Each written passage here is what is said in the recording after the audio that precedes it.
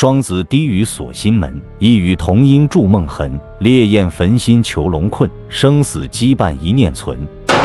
大家好，在下奇闻居士。你有没有想过，世界上存在着一种语言，只有2个人才能听懂？她们是双胞胎姐妹，拥有着旁人艳羡的心灵感应能力，却选择将自己封闭在一个只有彼此的世界。她们用沉默对抗世界，用文字记录疯狂。他们的房间是秘密花园，也是囚禁他们的牢笼。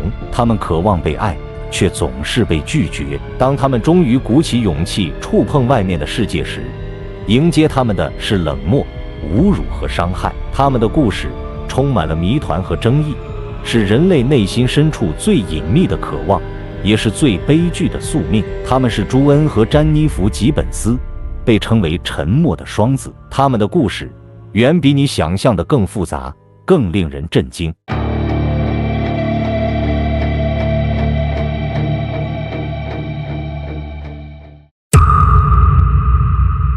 在1963年4月11日的亚丁港口，一对黑人双胞胎姐妹朱恩和詹妮弗出生。他们的父母奥布里和格洛利亚来自巴巴多斯，怀揣着对英国美好生活的期待，成为了温德拉什一代移民。奥布里是一位严谨的皇家空军技术员，向往成为正统的英国绅士。格洛利亚则是一个温柔顺从的妻子，他们期望在这片母国的土地上扎根，过上传统的英国生活。然而，现实远比理想残酷。频繁的搬迁，从亚丁到约克郡，再到德文郡和威尔士的哈弗福德维斯特小镇，使这个黑人家庭在异乡处处碰壁。他们那与众不同的肤色、口音和发型，在以白人为主的社区中格格不入，常常遭受异样的目光和赤裸裸的歧视。双胞胎姐妹朱恩和詹妮弗本应是一对活泼可爱的孩子，然而随着年龄增长，他们的语言能力却远落后于同龄人。在学校里，他们遭受持续的欺凌，同学们嘲笑他们的口音，甚至动手拉扯他们的头发。这些持续的伤害最终将他们推向了一个完全封闭的世界。他们约定不再与任何人交谈，除了在卧室里用只有彼此才能理解的神秘语言交流。他们甚至刻意回避与父母的眼神接触，仿佛这样就能逃避外界的审视。他们的父母虽然能听到女儿们在房间里叽叽喳喳的谈话，却完全无法理解那种奇特的语言。这道无形的墙不仅将姐妹与外界隔绝，也将她们与父母的心灵分割，为这个家庭蒙上了一层深深的阴影。这就是朱恩和詹妮弗最初的生活，一个充满孤独、排斥与无声抗争的封闭世界。在哈弗福德维斯特小镇阴沉的街道上，一个逼仄的2楼卧室成为了双胞胎朱恩和詹妮弗内心世界的避风港。这个小小的空间，墙上贴满了他们的画作，书桌上堆满了手稿和打字机，成为了他们与外界隔绝后最后的创造性出口。1979年圣诞节，母亲格洛利亚送给他们每人一本带锁的红色日记本，这成为了他们文学梦想的新起点。他们不再与家人直接交流，甚至最简单的请求都用冷冰冰的书面语言传达，仿佛在用文字搭建起与世界的最后一道防线。在这个封闭的空间里，他们用丰富的想象力编织着平行世界。他们创造了一个充满童趣又略显阴郁的玩偶王国，为每个玩偶精心设计了复杂的名字和生平，甚至会记录玩偶的死亡细节。9岁的朱恩·吉本斯死于腿伤，2岁半的布鲁伊·吉本斯死于阑尾炎。这些看似天真却又透着些许诡异的记录，展现了他们超越年龄的想象力。朱恩开始创作小说《百事可乐成瘾者》，讲述一个名叫普雷斯顿的少年在城市生活的孤独与迷茫。詹妮弗则在短短几周内写完了2部小说《拳击手》和《迪斯科狂热》。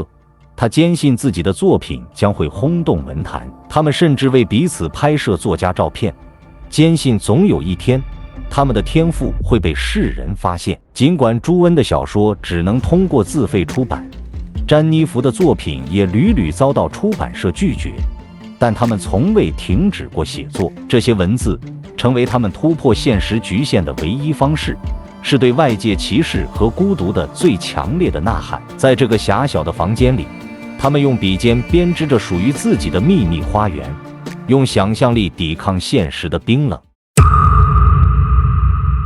在18岁时，长期封闭的朱恩和詹妮弗开始渴望打破自我隔绝的命运。他们的目光落在了曾经在特殊教育中心帮助过他们的兰斯·肯尼迪及其兄弟身上，这成为了他们触碰外界的第一扇窗口。为了吸引肯尼迪兄弟的注意，他们开始精心打扮自己。朱恩回忆道：“我们想变得迷人，所以买了长长的棕色假发、太阳镜和口香糖。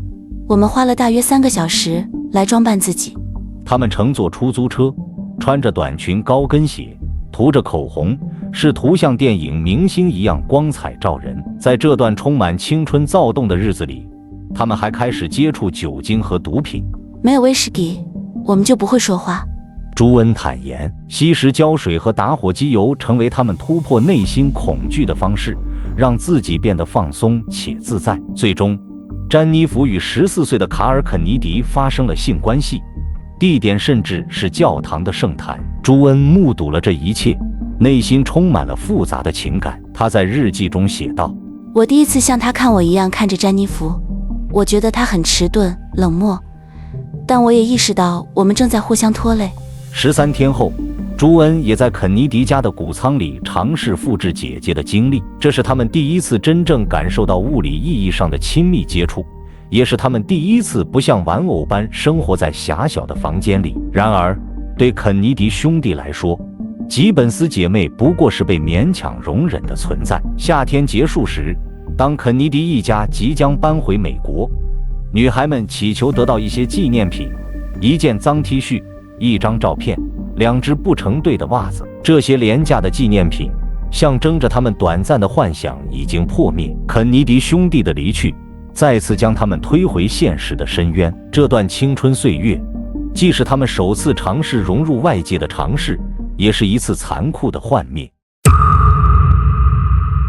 1981年秋天，被肯尼迪兄弟抛弃后，朱恩和詹妮弗再次跌入绝望的深渊。他们开始了一系列报复性的破坏行为，从偷自行车、吸胶水到恶作剧和纵火，这些都是对冷漠世界的无声抗议。火成为了他们痛苦与希望的终极象征。1981年10月24日，他们烧毁了雪莲花巷的拖拉机商店。朱恩在日记中写道：“这是我生命中最伟大的夜晚。”他们看着火焰吞噬屋顶，浓烟弥漫夜空，仿佛在用这种方式宣泄内心的绝望。11月8日，他们在企图纵火时被警察抓获。房间里的日记记录了他们疯狂的想象和罪恶企图。